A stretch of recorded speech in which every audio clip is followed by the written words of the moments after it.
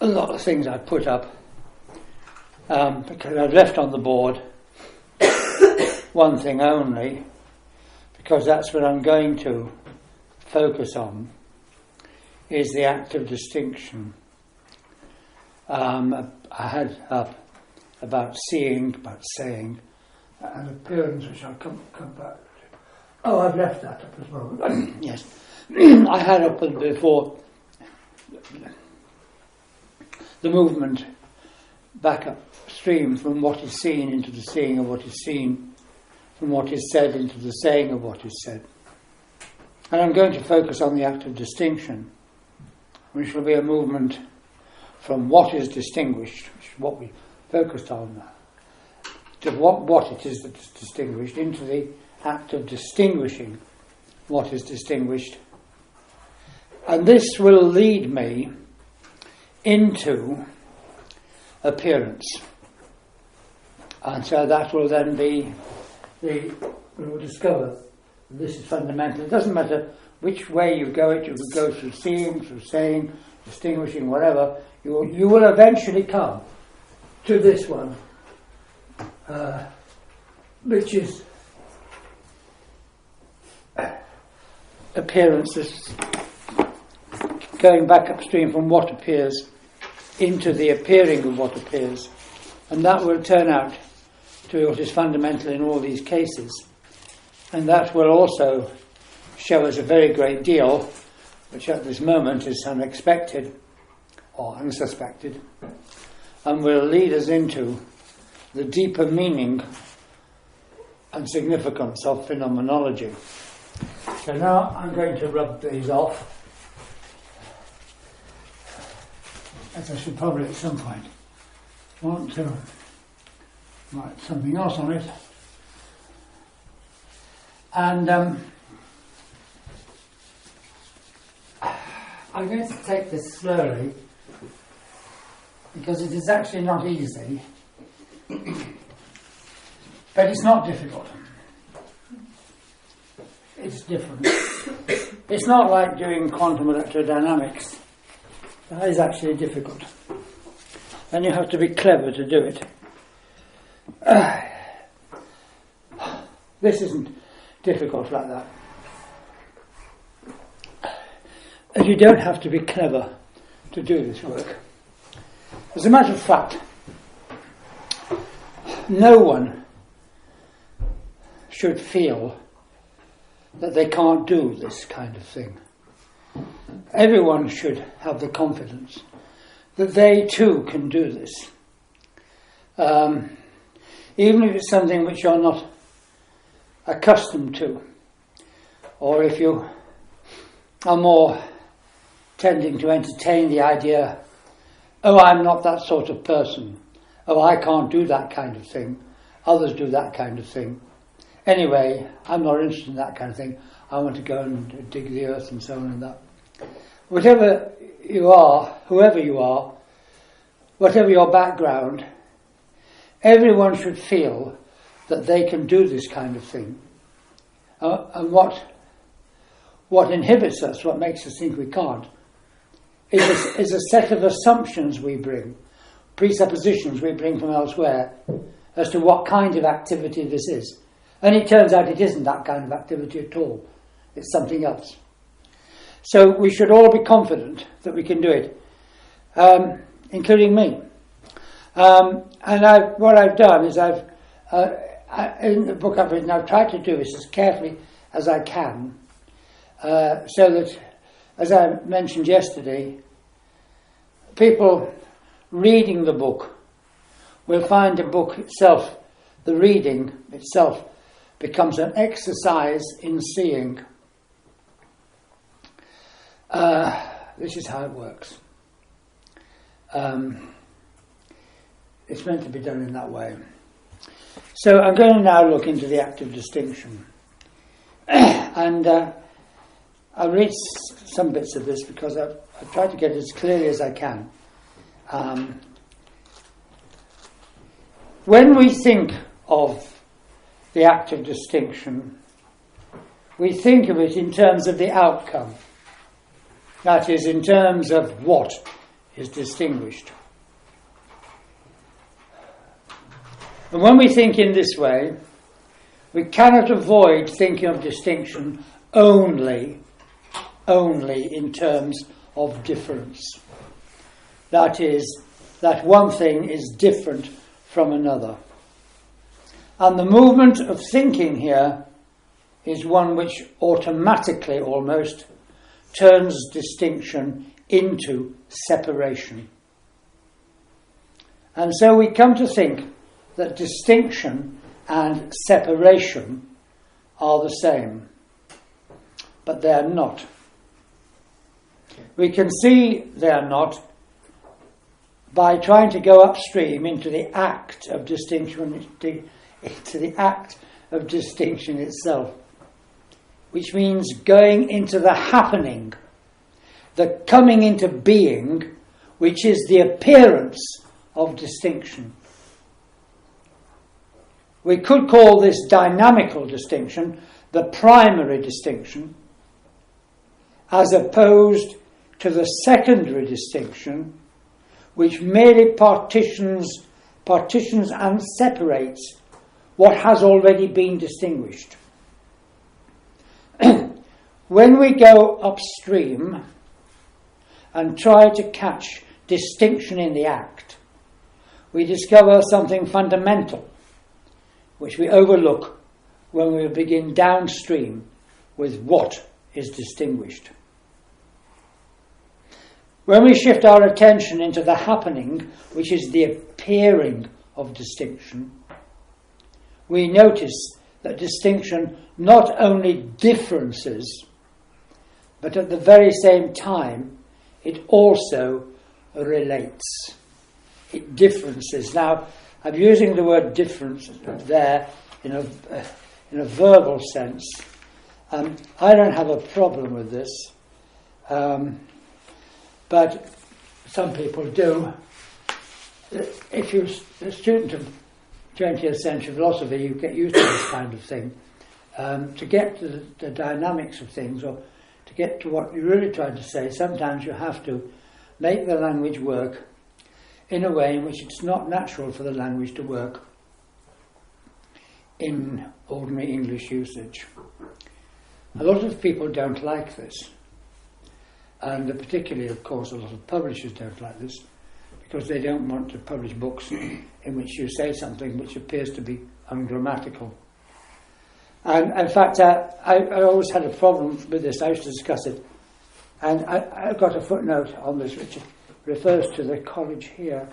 The use of differences in a verbal manner may at first cause difficulty for some readers, and the same goes for differencing, which will also be used. A precedent for this may be the use of presences and presencing, which is now commonplace in discussions of Heidegger's philosophy, although there are some who continue to find this objectionable. When my first book was being published, the publishers who did it at that time was called Lindisfarne Press. It was then bought out and changed to Lindisfarne Books, which is a great pity, because it's now no longer the publishing that it was when I published the book there. And I rather like their attitude then, but now they're simply being taken over by something else. But I always said they were very good to me, that I would always have the final say. But as well as editing the book themselves, they put it out to a professional editing firm, which was somewhere in Oklahoma. And this didn't go down too well. Although one thing did go down well, I'll tell you in a minute. But the editor who was doing it there deeply objected to this use of presences and presencing. And I said, well, it's very simple. It's just now common usage. Heidegger uses this. I said, I've got about 20 books on my bookshelf with this in. And his answer was, who the hell is Heidegger anyway? And he said, we go here by the Chicago rules. The American attitude. Anyway, I got my way, though in some places I had to do some rewriting because of the way the Americans also have a revolting habit of taking hyphens out between words. And it just looks so stupid on the page. And there was whole bits I had to rewrite to avoid that, which I must admit did annoy me. Anyway, I did owe him also a debt because he did a brilliant thing, which far outweighs all these negativities on my part. He did something I had not thought of doing. It's a key feature of the book, is, in certain parts of it, the difference between unity in multiplicity and multiplicity in unity. It's a theme which is some people pick up very quickly and other people don't really spot. But it's a key thing. And he put those in terms in inverted commas. He said, because this is used in a very special way, and this is really what you're trying to do. And so he put those terms in inverted commas. So they stand out, and it draws the reader's attention to them. This certainly annoys some people, especially some English people, who don't like that kind of thing. Because they say, oh, I've understood that, you know, I don't need to have it continually pointed out to me. But of course I do. So well, I'm the writer and I do.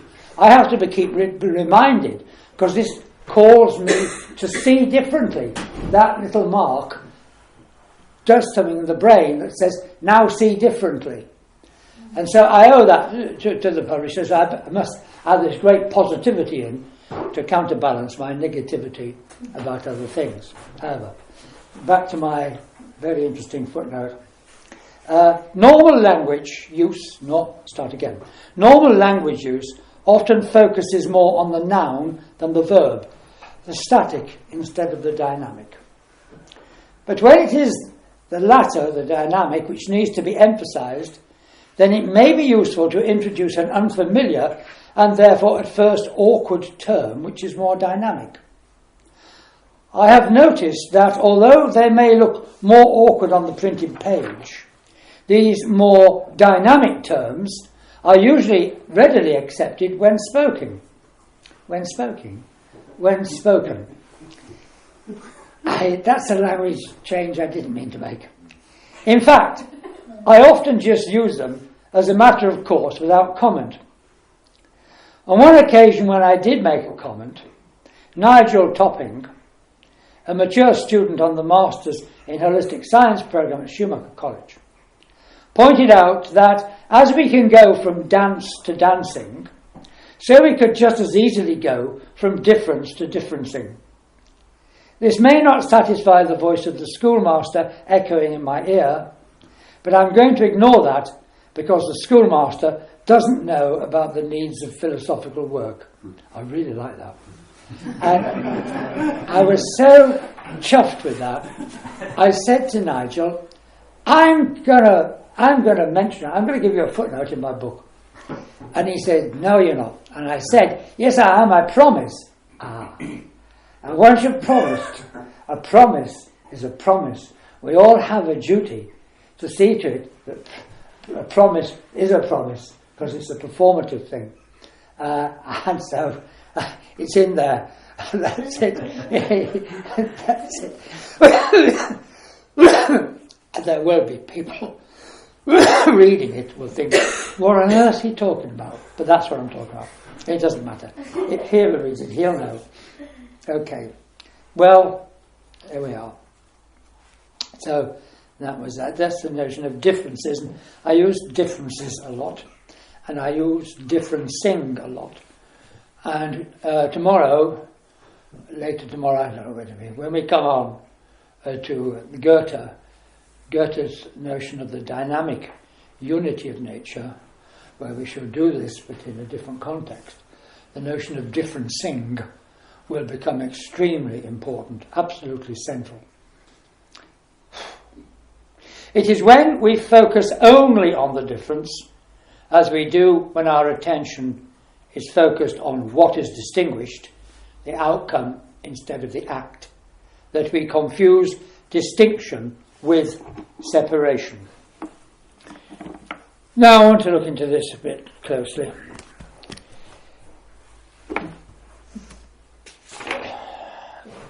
It'll get easier later. Yeah, this next paragraph is a bit tricky for you. We say that A, I just use things like A, B, X, not X. You're used to that kind of thing, rather than say actual things. A can stand for anything, B can stand for anything, X can stand for anything. We say that A is distinguished from B, or that X is distinguished from its surroundings, which thereby become the background against which X stands out as being X.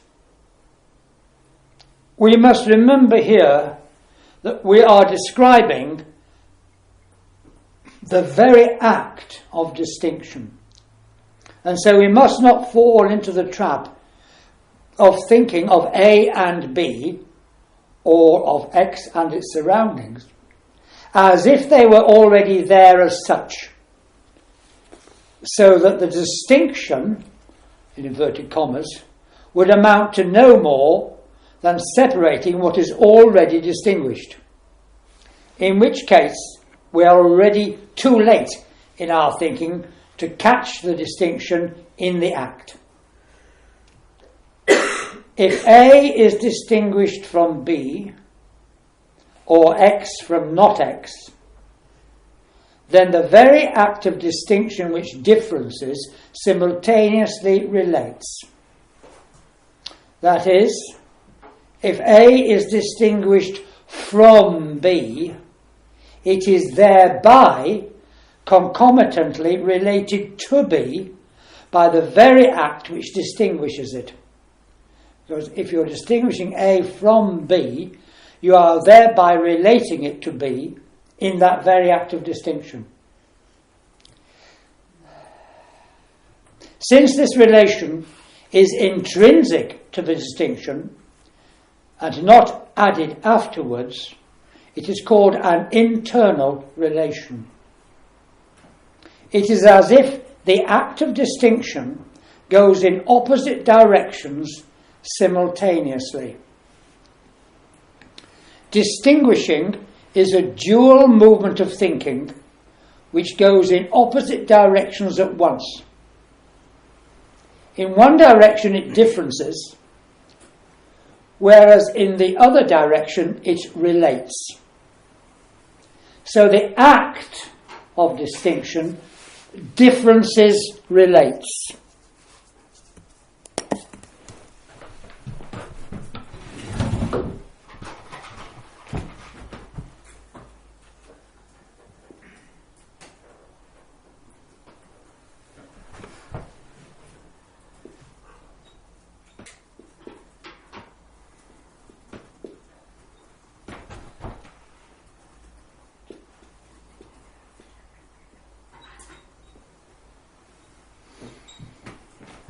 That's a forward slash. It differences relates, not differences and relates.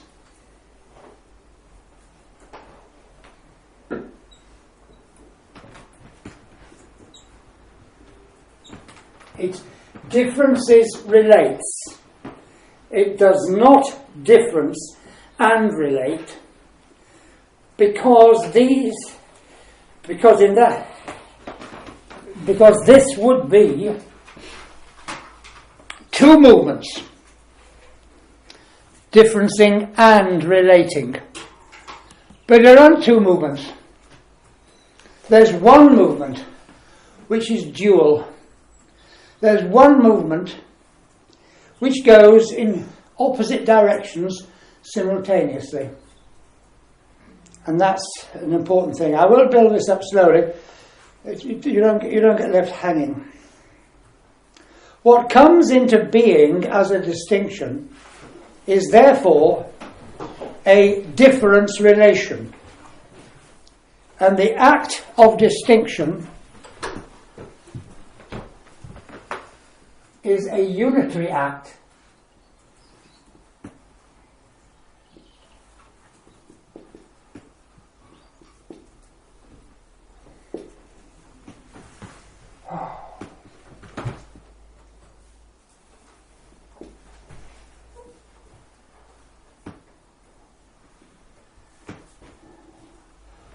which differences relates, and I'll put that in a curly bracket because it's a unitary act. It's one whole.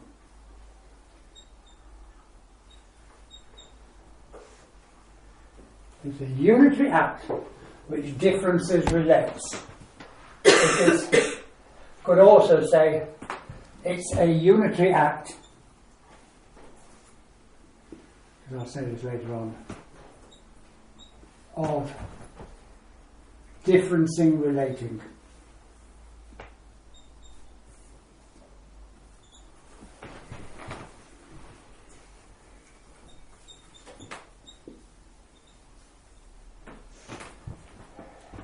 It's not so differencing and relating, because that would be two. It's one unitary act which simultaneously differences relates. If the relation which is intrinsic to the distinction is not noticed, then the distinction can only turn into separation, which is what happens when our attention shifts from the distinguishing of what is distinguished to focus on what is distinguished. When this happens, so that distinction is thought of only in terms of separation, it seems that the act of distinction is just analytical. But when we follow the coming into being of distinction, we recognize that it must also be holistic. This is not something we would have expected to find. No one would ever have expected to find that the act of distinction was holistic. Everybody knows that when you distinguish something, that's analytical and separates things. In the act, it is not like that. Afterwards, it is like that. It's one, and it's because of the dynamics of experience, the direction from the act to the fact, from the act, to focus on the what, etc. It is actually internally holistic, and that's why I write its differences relates and call it a unitary act. And you cannot actually have differencing without having relating. They're two sides of the same movement. And since so clearly the act is both analytical and holistic. So now at this point, I think it may be helpful to find an image for this simultaneity of what seem to be opposites. That is, difference, relation, analytic, holistic. Because analytic, holistic is another one.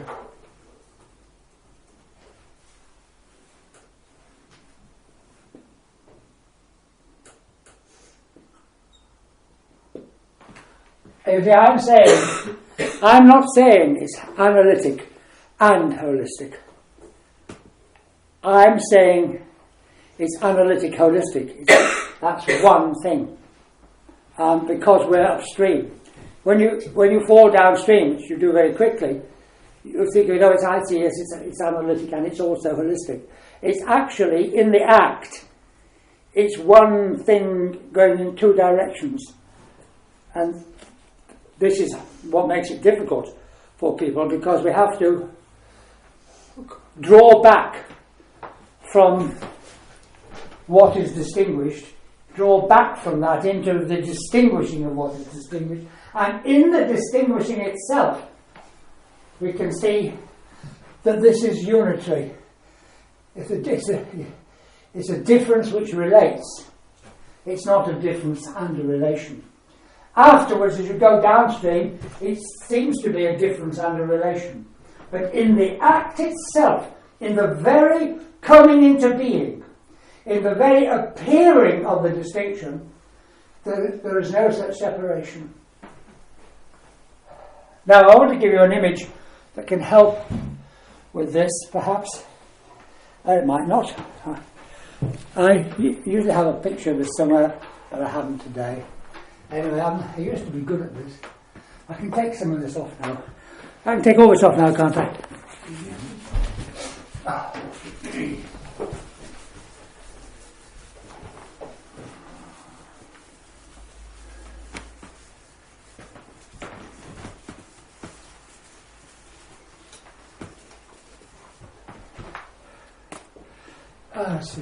See what kind of day it is today. I haven't done this for a long time.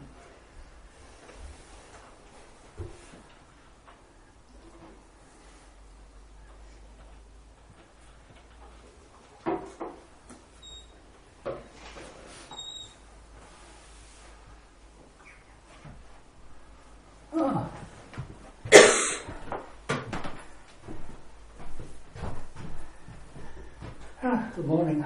I used to do this kind of thing quite a lot, and I could tell what kind of day it was by how well it worked out. Well, here we are, our friend the duck rabbit. Now, this is important.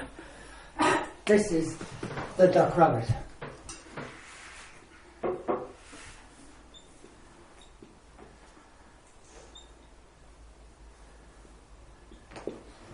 It is not duck and rabbit.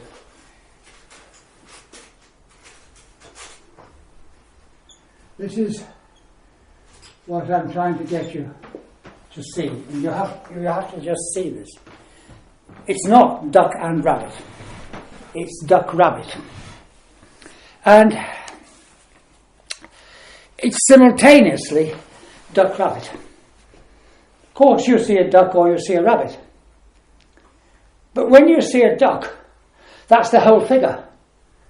And when you see rabbits, that's the whole figure. It's not that there's two things there in the side by side. A figure which is partly duck and partly rabbit. Then you can say, oh, that's duck and rabbit. The whole figure is duck and the whole figure is rabbit. Both together simultaneously. So the duck rabbit is a kind of model here for us. By reflecting on it, you can see it's a template for thinking, as Bohm would have said. It's an auxiliary to help us. By reflecting on it, we can see how it is not a case of partly one and partly the other, which would be extensive, but one which is simultaneously both. One which is both at the very same time. And that kind of what we come to here, and I'll be dealing with this much more when we come to Goethe and the dynamic unity of nature, is we develop a new way of thinking. It's a way of thinking, seeing. It's a phrase I think I want to use.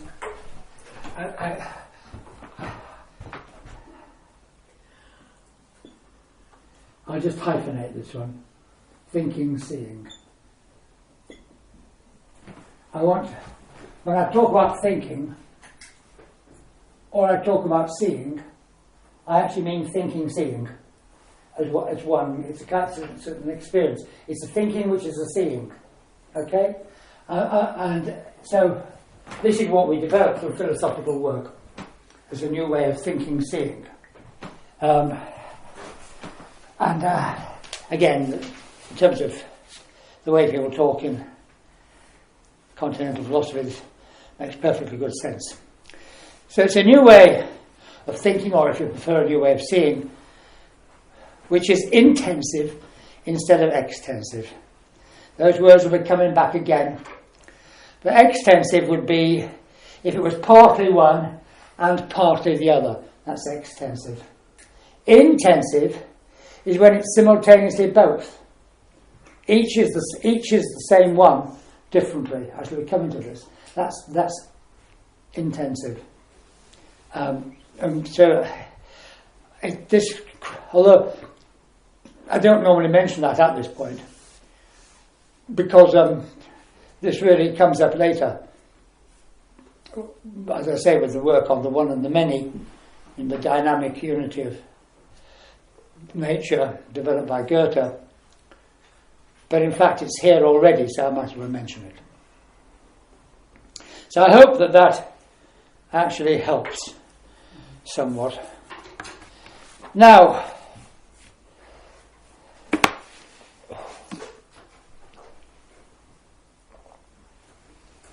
right. Now I'm going to give an example which I think is extraordinarily useful. You have to find examples of things. I can think these things directly because that's what you do in philosophical work. You actually, in English you say you think about something. This is not what you do. You think it. You don't think about it. You think distinction, not think about distinction. And by doing this, you can develop all of this. This is what was the basis of what they did in so-called German idealism, Fichte, Hegel, these sort of people. But people that don't have that kind of ability, but this is what you do, you think it. But it's actually, and particularly for the Anglo-Saxon mind, and I'm English, I'm just lucky to be able to do that as well to some extent, is that you try to find concrete cases that can function as practical instances from which you can learn. And then you can work more imaginatively. And so it's very useful for us to do that. And so when you spot one, then you really think it's a marvellous opportunity. And years ago, I read Oliver Sacks's book, The Man Who Mistook His Wife for a Hat. I don't know if you know this book. Do you know of Oliver Sacks? Yes. Oh, good. He's well known, isn't he? He's famous, and particularly in the States, although he's English, he lived in the States for donkey's years, so he's well known. Good. And this crops up in there. And I thought, oh, yes, this is excellent. So here we go. The first sentence is key. I shall be coming back to the first sentence afterwards. The happening of distinction is the appearing of what is distinguished. That happening of distinction is the appearing of what is distinguished. Now we exemplify this. It is well known that when something is first distinguished, it soon appears to all who are able to see it, whereas previously it had not been seen by anyone, even though once it has been distinguished, we feel it was there to be seen all along, and we are astonished that nobody actually did see it. The medical disorder of muscular dystrophy provides an illustration of this. Before the 1850s, when this disease was first described, that is, distinguished by Duchenne, and I should mention here, but I don't have to, but I will, I said first described, that is, distinguished. I first got into the recognising the importance of distinction through actually working on description in the 1960s. So while I'm doing this, some of this goes right back to 1964-65, when we were working on a way of trying to describe experience in a direct way, without introducing certain notions of time and so on, so we could describe how experience appears if you can just do it in the present moment. This is a philosophical exercise. So description was for me a practical activity and very difficult, because you think when you describe something that you'll just look at what's there and you put it into words. And when you get to this level I'm talking about, it really isn't like that at all, because it isn't there. Actually, then you find it's not there till I describe it. And that's when, you see, describing it distinguishes it and it appears. And so really, doing this today, for me, I'm going right back to 1963, or 64, 65, and for a long time we worked on description and saw how there was a great deal hidden in descriptions, because people say, oh, that's merely a description. What we want is an explanation. What people didn't see, no, the mystery was the description. That was the remarkable thing. Once you've got a description, you can invent explanations 10 a penny. So that's just by the by. It's a sidebar. Do you still call it a sidebar on the computer? A sidebar. No. The medical disorder of muscular dystrophy provides an illustration of this. Before the 1850s, when this disease was first described by Duchenne, it had not been recognised by anyone. But once distinguished, what had not been seen before began to be widely recognised, and by the 1860s, many hundreds of cases had been seen and described. This prompted Charcot taught Freud, this prompted Charcot to comment, how come that a disease so common, so widespread, and so recognisable at a glance, a disease which has always existed, how come that it is only recognised now? Why did we need Monsieur Duchenne to open our eyes? Well, that's terrific, because being able to recognise it depends on the primary act of distinguishing muscular dystrophy so that it stands out. What we later consider to have been in front of us all the time is invisible to us before it is distinguished. We could say that the act of distinction there's it. And that's exactly what happens. And that is really remarkable. And that's what I want to turn our attention to. I'm now going to change direction slightly instead of going on to the rest of that. I want to really focus on this.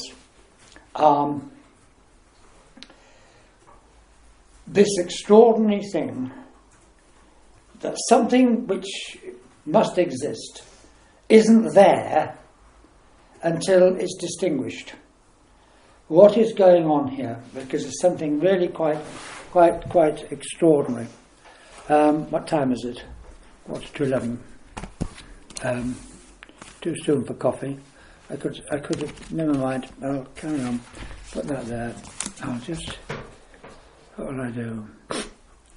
Oh dear, where am I? What's that? Oh yes, that's where I am. Okay.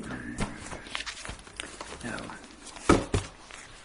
and we're doing things out of order here because I want to go to this now. This statement, which was made at the beginning of that paragraph, which says the happening of distinction is the appearing of what is distinguished. And that's what I now want to focus on. So, what I'm going to do is shifting from the first thing I had on the board, the distinguishing, now to the appearing, because when something is distinguished in this primary dynamic sense, it actually appears. And oh, thank you very much. Thank you. That's good. So now I'm going to go from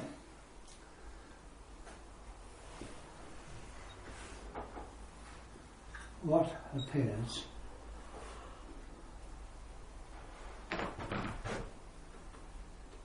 upstream into the appearing of what appears.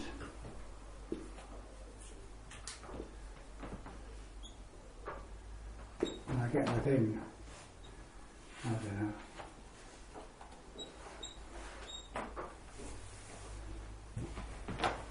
There's now muscular I said muscular dysentery. Muscular well, you know what I mean. MD has now appeared. And then when it appears, it is seen, and it can easily be seen. In fact, Oliver Sacks goes on to give his own example of this, of the Tourette's syndrome, which wasn't recognised, and how once it was recognised, he was there when this was recognised, and suddenly he said you could see someone on a street corner in New York, you could see that was Tourette's, and there's no one before had seen this, because now it was recognised and so on and that. Now it appears, yet it was always, you see, you can't say it was always there. That's the trouble. In English, when I said it was always there, but no, it wasn't. It was only there in being distinguished. It's only there in appearing. So that doesn't mean it came out of nothing. Suddenly this disease hadn't existed at all, and suddenly it existed. No, it's nonsense. Of course it existed. But it hadn't appeared. And therefore it wasn't there. And this is the most extraordinary. There's something here so remarkable, so fundamental, it will take us a long way.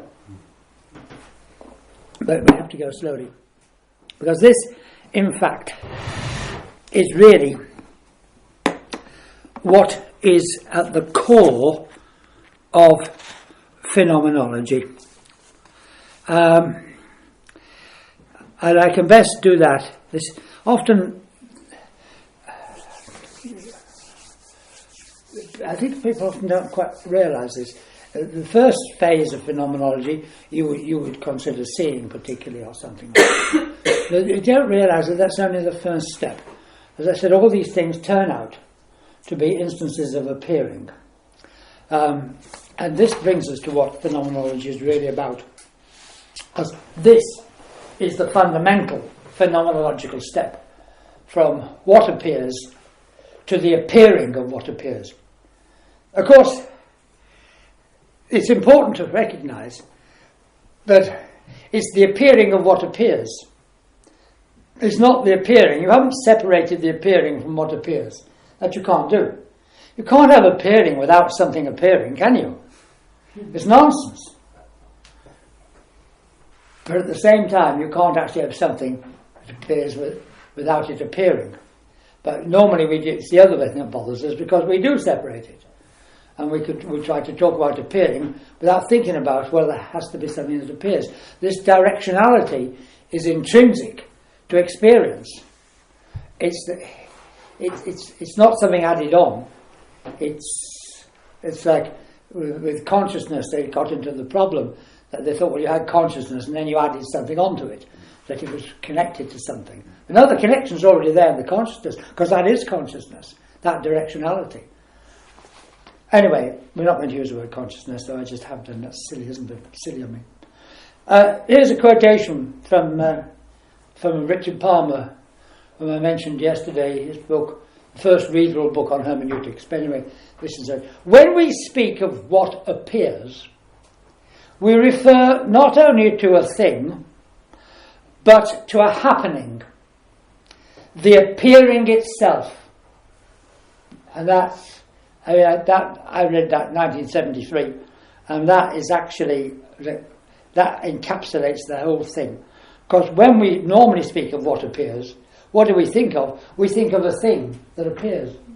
We don't think about the happening, the appearing itself. We don't do that. There is no appearing without something that appears, but we can shift the focus of attention within experience. And that's what phenomenology is all about. It is not introspection. There are books, particularly in early days, where they said that. And there are people today who don't know about phenomenology and don't want to, who insist on saying it's a form of introspection. The people at the Scientific and Medical Network are particularly bad on that. One of their people who writes in there is always saying that phenomenology is a form of introspection which is mysterious and makes no sense to anybody else. because he doesn't know anything about it and he's prejudiced. It is not a form of introspection. An introspection would attempt to turn seeing into something.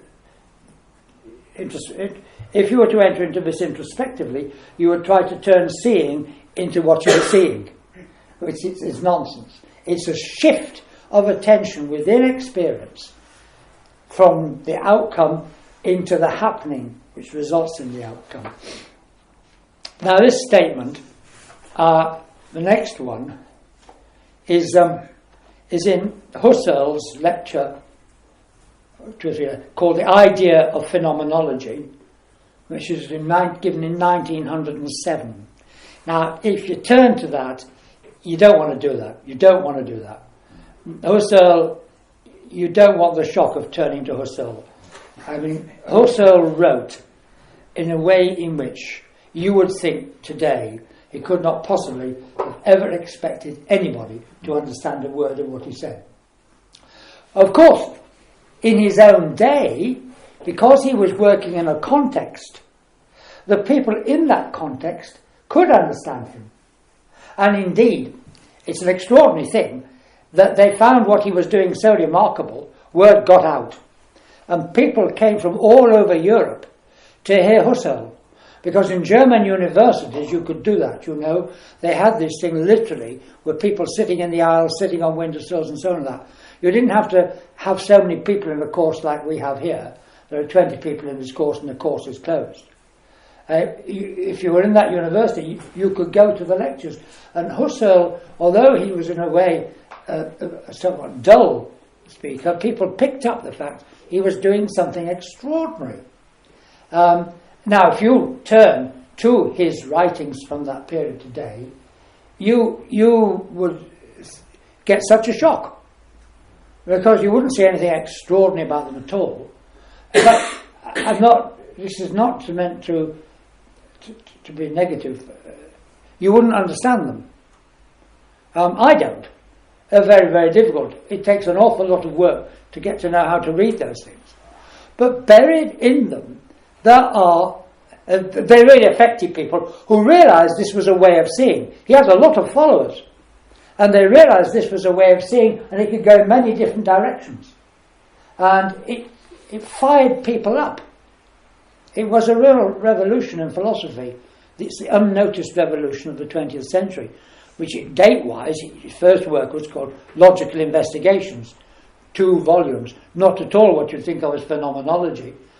And in fact, that's the same date as Planck's early quantum theory, which also Planck didn't actually do what people now say he did, but never mind about that. So here we are, 1907. Is it raining? Mm. The word phenomenon is ambivalent because of the essential correlation between appearance and the appearing. According to this notion, here's the key bit, according to this notion, a phenomenon is not only something which appears, but something which appears as appearing. It's utterly brilliant. It encapsulates the whole thing. It appears as appearing. It doesn't just appear, but it appears as appearing. There's the shock of appearing. And that's extraordinary, because that says it all up. Says it all. And I have noticed that in recent years, people have started to quote this more. I mean, I didn't find this until fairly recently. It got lost. And there is 1907. So, I mean, another quote, which is the same thing, David Wood, who used to be at Warwick, is now in America, who wrote a book on eco-phenomenology. He says quite simply, phenomenology concerns itself with what appears in its appearing. Now that was 1980 something or other, 1990s something, wrote that. And I wrote that. I thought, oh, that's a really clear statement. Well, Husserl had said exactly that in 1907. And I think until fairly recently, most people hadn't noticed. I hadn't. I actually had those lectures. I got a second-hand copy, which was written all over. And the pages are loose and falling out and everything. And I never really read it. So then I turned up, and there it is. But it's in a page where, really, it almost would not stand out on that page. It's interesting, but just so, phenomenology concerns itself with what appears in its appearing. And the key thing, a phenomenon, is not only something which appears. You see, a phenomenon is something which appears. You're not saying a phenomenon isn't something. No, it is something which appears. But not only that. It is something which appears as appearing. And this doesn't get understood. So when people talk about phenomenon, they talk about something that appears. They don't talk about something which appears as appearing. So what phenomenology is about doesn't get understood, because if you focus on what appears, and you can do, that's downstream. Phenomenology is all upstream. So I think those statements are... And these seem to me to be very clearly illustrated by the... but I've just said about muscular dystrophy, this appearing. And in that moment, you catch the appearing of what appears. At that moment, it appears as appearing. And the appearing is what really interests us. And that, now, I'm going to go further with this now. But I've got an idea. I think what I'll do is what time do you make it? 5 to 11? Yeah, just 11. Nearly 11. Okay, I think...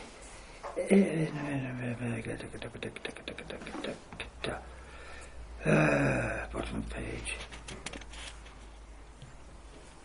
Okay.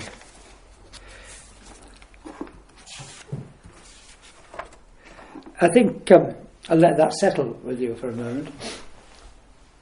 A bit more to do, not much, yes, a bit more to do. I think, no, I won't. No, I won't listen, we'll carry on. We'll do this. We're nearly there. So, as I said, this is the phenomenon.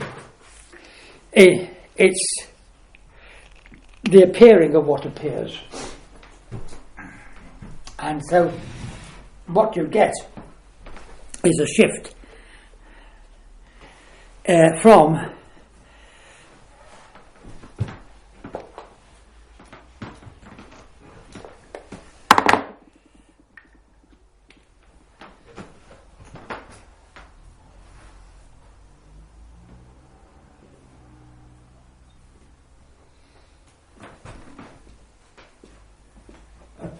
now this is how.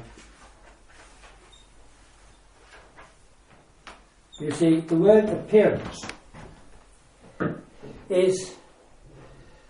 has a double meaning. It can mean what appears, it can mean the look of it, how it appears. But it can also mean appearance, the appearing. And that also summarises very clearly what phenomenology is. And you have to make that shift. It's not merely the appearance, it's the appearance. You have to make that shift from one to the other. So, for phenomenology, the phenomenon is the appearing of what appears. It's not what appears. And that's the key thing. It's the appearing of what appears. Now, this is what Heidegger later calls the ontological difference. And people puzzled about what on earth Heidegger meant by the ontological difference. This is it. It's as simple as that. But you have to get concrete examples to help you, I think, to actually bring it out. Now, clearly, if that's the case, the appearance, the appearing, the happening of the appearing of what appears, is a manifestation of the thing itself. It actually is there. It's not a representation of it. It's direct. because it's appearing. If it appears, it must be the thing itself. And that's an astonishing thing, which phenomenology takes you right away from the representational picture, which says all we have is a representation of things. We can't have things themselves. No, we can have things themselves. They appear directly. And they may appear under certain circumstances. They may appear in a certain perspective. Things don't appear necessarily totally, completely. The appearance may be incomplete. There may be more to come. There may be different ways of appearing. All of this, but it is nevertheless the thing itself appearing, not something subjective, which is just simply subjective in the subjective sense of locked up in our consciousness. This is why we don't like the word consciousness in phenomenology, because it's associated with the idea there's a kind of box called consciousness that has things in it. No, it's not like that at all. So what happens in phenomenology is the word consciousness just drops out of use.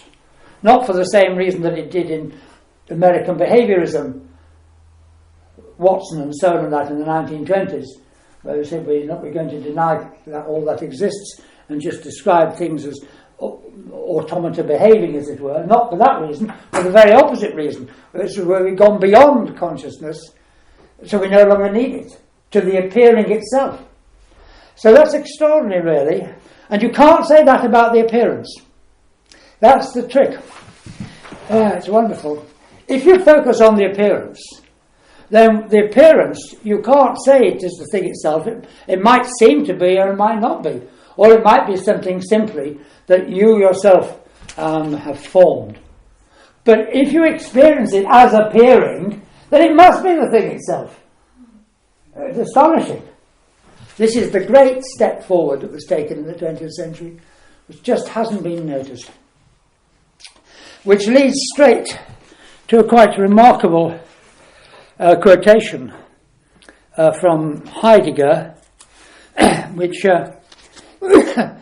is this. Because I've said the thing itself appears,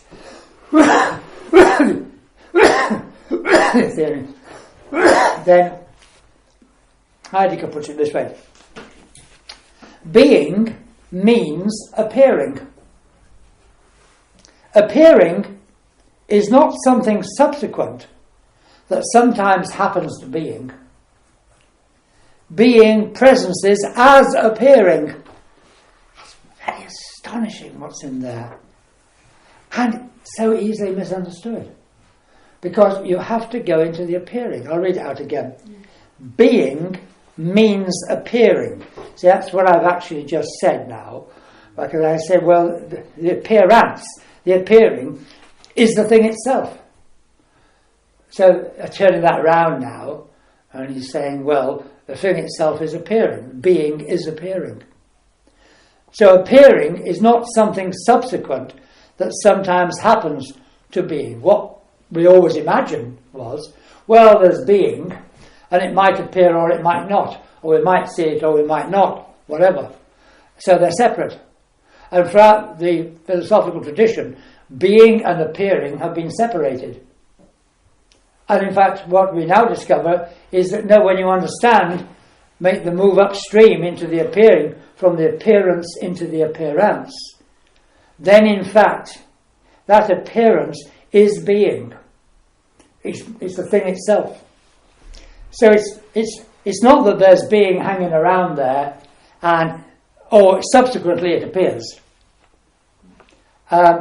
Being presences as appearing.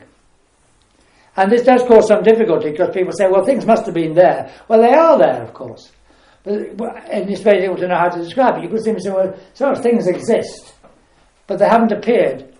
And they don't be until they appear. And clearly, for appearing, they need us. So we are intimately involved in the being of things, but non-subjectively. Well, it is subjective, but not subjectively subjective. Not the way we think of subjective. Something which just happens in a box in our head called consciousness. Far from that. So that's, I think, something really quite astonishing. because what that means is I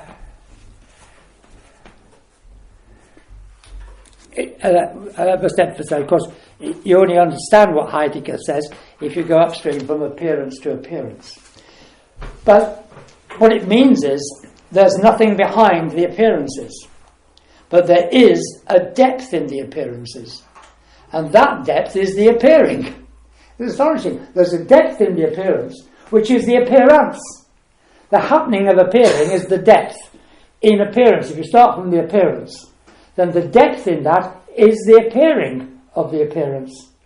So there is a depth in the world, which is the being, where being is now hyphenated, the being, not an entity. There's not an entity behind a being, which then appears. Being is appearing. It's now verbal. And in many languages, there is a verbal form of being and a nominal noun form of being. In German, in French, in classical Greek, in Latin. In English, there's only one word. It's a duck rabbit. It's a reversing cube. It can be being as a being, or being, the to be, which is the verbal. We have to use one word for both. We can use this to our advantage, although some people think it's a disadvantage. And it has been a disadvantage philosophically, because people trying to translate people like Heidegger, for example, have got completely muddled up about this. So I haven't noticed that what he's talking about is the being upstream. And once you get it, it's not very difficult to see it then. So this is the dynamic depth of the coming into being.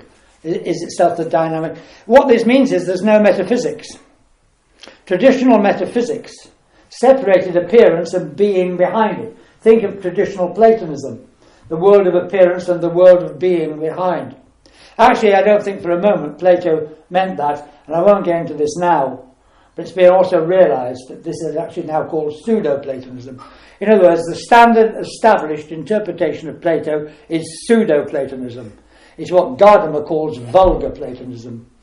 And I won't do this now, but you can see how Plato, as Gadamer said once, Plato was no Platonist. He spent, when he started reading Plato, I think when he was about 18, and he continued reading Plato until the day he died, when he was 102. So I tend to think he possibly knew what he was talking about. If he didn't, nobody else does. So, I mean, and there's no hope. What hope for the rest of us? So I just want to say that although traditional metaphysics, therefore, it does that, and it's always associated with Plato, it is very likely that Plato didn't think in that way. But what that means is that the appearance got separated from being, or being got separated from the appearance. So you then have to find what was hidden behind the appearances, and you get what's called the two-world ontology. What this is showing us phenomenologically is there is not a two-world ontology. But on the other hand, it's not just reduced to a flat land. There is a depth.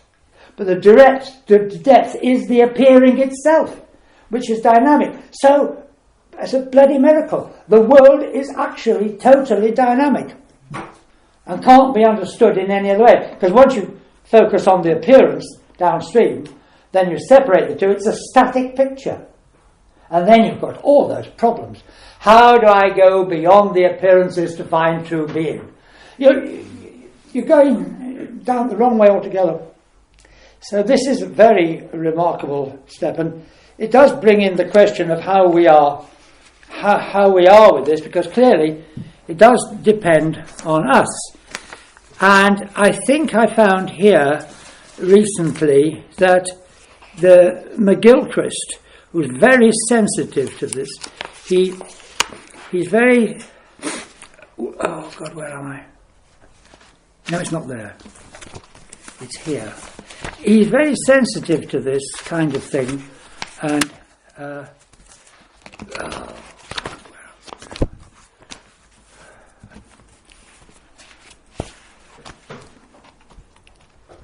We've got some quotes.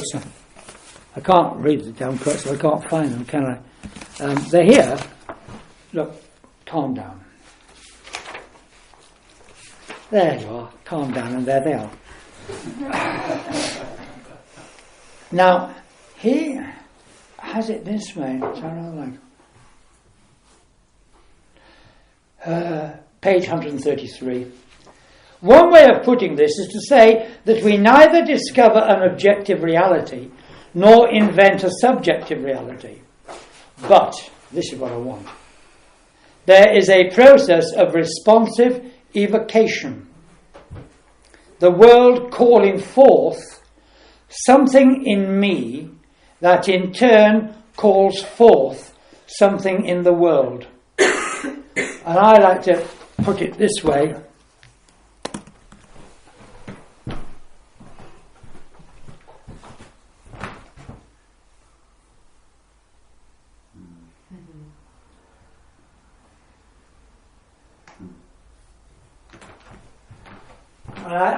I've written it out in a rather more clumsy way than he does, but I think it brings it out. There is a process of responsive evocation which is reciprocal. Something in the world calls forth something in me, which in turn calls forth that in the world which called it forth in me. By completing it in that way, I think it says the whole thing. And so that's how I do it. I'll repeat that. A process of responsive evocation, which is reciprocal. Here we go. Something in the world calls forth something in me, which in turn calls forth that in the world, which calls it forth in me. It appears. That is appearing.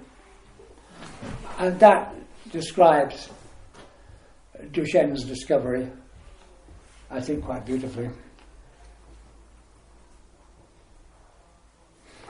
I think now that is the point I wanted to get to.